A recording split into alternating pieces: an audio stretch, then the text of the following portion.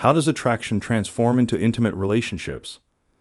According to social exchange theory, we're motivated to maximize benefits and minimize costs in our relationships with others. Our comparison level, or CL, is what we expect out of the relationship.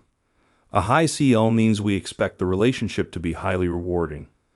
Our satisfaction with the relationship, then, is determined by a comparison of what we expect and what we actually get, in terms of rewards and costs.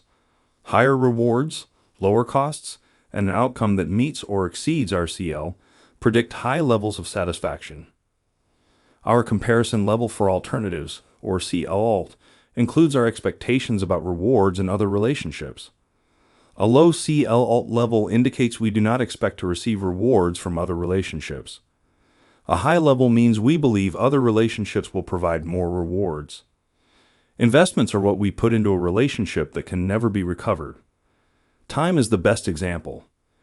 Energy, effort, gifts, compliments, and so on can also be considered investments.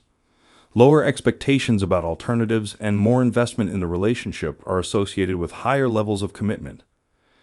Generally speaking, relationships that provide high rewards and low costs will be more satisfying and endure longer. Equity theory is also relevant to the question of how attraction transforms into intimate relationships. This theory suggests we are most content with a relationship when the ratio between the benefits and costs is similar for both partners.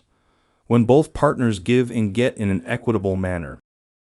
When one or more partners perceives inequity in the relationship, they experience a state of instability and unhappiness. Their partner may be over-benefiting and receiving more rewards than they deserve. They may even feel guilty about it. Or their partner may be under-benefiting and receiving fewer rewards than they deserve. They may feel resentful. To restore balance, both under-benefiting and over-benefiting partners are motivated to act. According to Murray and Holmes, we have what they call a trust insurance system that we use to keep track of the relationship costs and benefits so that we can detect and repair imbalances.